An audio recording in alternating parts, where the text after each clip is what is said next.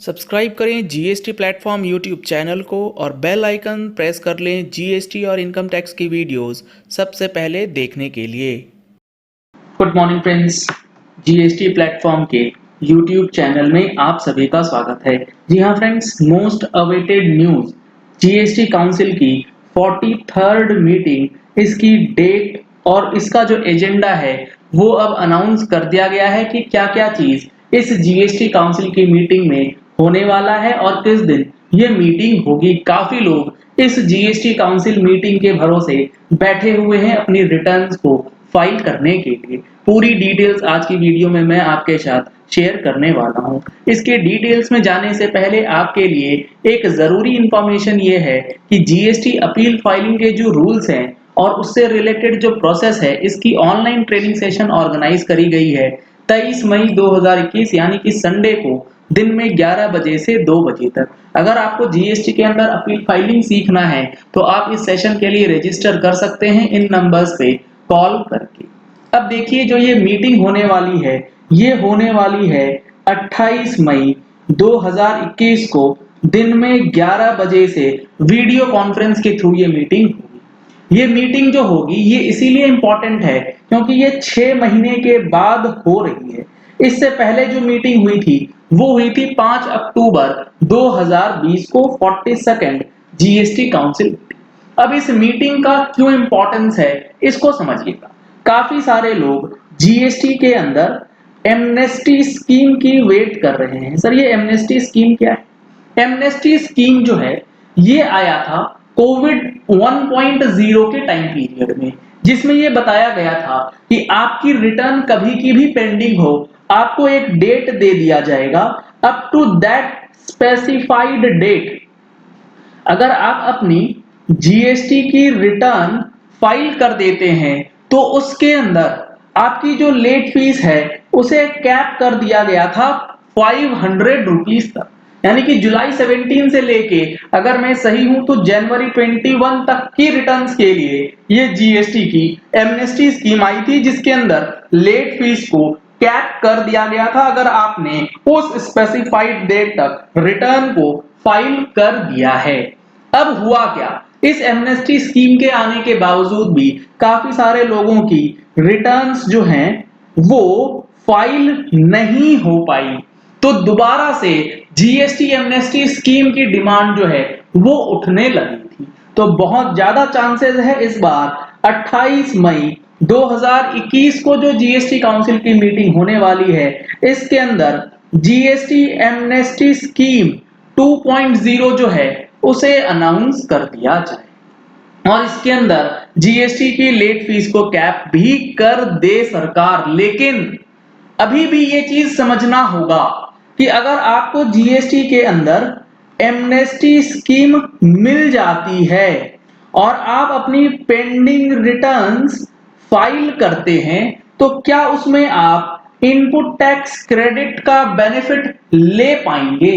अगर आपको amnesty scheme मिल गई 17-18, 18-19, 19-20 के पीरियड के लिए, तो क्या इन 3 ईयर्स के लिए आप इनपुट टैक्स क्रेडिट, अगर आपकी रिटर्न आज फाइल करते हैं आफ्टर एमनेस्टी स्कीम, तो क्या 16(4) में भी रिलैक्सेशन दिया जाएगा या नहीं? ये एक बहुत बड़ा सवाल है और इस सवाल का जवाब जहां तक मुझे समझ आता है इसमें कोई भी एक्सटेंशन आपको नहीं दी जाएगी। अगर इस सेक्शन को रिलीज किया गया, इस सेक्शन के अंदर कुछ रिलैक्सेशन दी गई, तो काफी सारे टैक्स पेयर्स ऐसे हैं जिन्होंने अपनी एनुअल रिटर्न ऑलरेडी भर दी है उस पीरियड की और अपनी इनपुट टैक्स क्रेडिट को लैप्स करवा चुके हैं और उनको इनपुट टैक्स क्रेडिट जो है वो नहीं दिया गया है। तो इस 16(4) का क्या होगा ये देखने वाली बात हो। लेट फीस तो माफ हो सकती है, लेकिन इनपुट टैक्स क्रेडिट के लिए 16(4) को रिलीफ मिलेगा या नहीं ये देखने वाली बात होगी। मिलना चाहिए या नहीं नीचे कमेंट बॉक्स में जरूर बताइए। इस जीएसटी काउंसिल के अंदर जो भी डिसीजंस आएंगे वो हमारी नेक्स्ट जो मैगजीन आएगी जून महीने की, उसमें आपको सारी डिटेल्स मिल जाएंगे। अगर आपने अभी तक हमारी मंथली टैक्स मैगजीन सब्सक्राइब नहीं कराई है तो इन नंबर्स पे कॉल करके आप मंथली टैक्स मैगजीन की सब्सक्रिप्शन भी ले सकते हैं और अपने आप को जीएसटी और इनकम टैक्स के मंथली अपडेट्स के साथ अपने आप को अपडेट कर सकते हैं। अब एमनेस्टी स्कीम के अंदर मैंने एक चीज आपको बताया, आईटीसी 16(4) का। इसी से रिलेटेड एक और है आईटीसी का फंडा, आईटीसी का रूल 36/4। रूल 36(4) के अंदर कुछ रिलैक्सेशन फिर से दी जाएगी नहीं। उसके अंदर यह बताया गया है कि जो इनवॉइसेस अपलोड हो जाते हैं उसका +5% ऑफ अपलोडेड इनवॉइसेस का क्रेडिट दिया जाएगा। तो इसके अंदर कोई एडिशनल रिलीफ मिलेगी या नहीं, यह भी चीज देखना होगा। इसके बाद GST amnesty scheme, late fees, ITC 16(4), 36(4) के बाद जो डेट्स एक्सटेंड करी गई हैं उसे फिर से फर्दर एक्सटेंशन मिलता है या नहीं, क्योंकि 27-28 मई तक लगभग भारतवर्ष के मैक्सिमम स्टेट्स जो हैं लॉकडाउन के अंदर चल रहे हैं। तो जो एक्सटेंशन अभी हाल फिलहाल में दी गई थी 1 मई को, उसे फर्दर और एक्सटेंड किया जाएगा या नहीं, इसके ऊपर भी डिसीजन जो है वो लिया जा सकता है इसी जीएसटी काउंसिल की मीटिंग। जीएसटीआर 4 की जो डेट है उसे फिर से एक्सटेंड किया जाएगा या नहीं 31 मई के बियॉन्ड, इसके ऊपर भी विचार जो है वो किया जाएगा। तो ये कुछ चीजें हैं जो कि कंप्लायंसेस से रिलेटेड है, जिसके अंदर एक्सटेंशन जो है वो दी जानी है। जीएसटीआर 10, जीएसटी रजिस्ट्रेशन का कैंसिलेशन वगैरह वगैरह वो तो ऑलरेडी एक्सटेंड कर दिया गया है। जीएसटीआर 10 के अंदर अब रिलैक्सेशन मिलने की उम्मीद जो है वो बहुत कम हो चुकी है।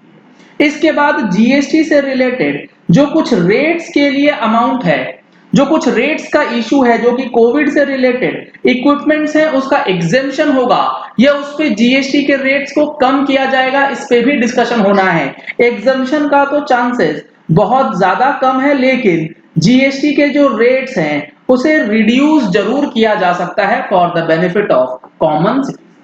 तो ये कुछ इंपॉर्टेंट चीजें हैं जो कि इस जीएसटी काउंसिल की मीटिंग में आपको 28 मई को देखने को मिलेंगी। रेगुलर अपडेट्स के लिए आप हमारे चैनल को सब्सक्राइब कर सकते हैं, नीचे दिया गया है रेड कलर का सब्सक्राइब बटन, उसे प्रेस कर लीजिए।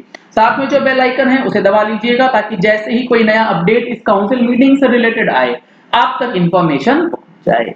चलिए इस वीडियो को यही एंड करते हैं। आशा करते हैं कि आपको ये वीडियो पसंद आया होगा और आपको टॉपिक समझ आ गया होगा कि इस जीएसटी काउंसिल की मीटिंग में किस किस चीज की डेट एक्सटेंड जो है वो की जा सकती है और किस तरीके से आपको आगे फाइलिंग करना है।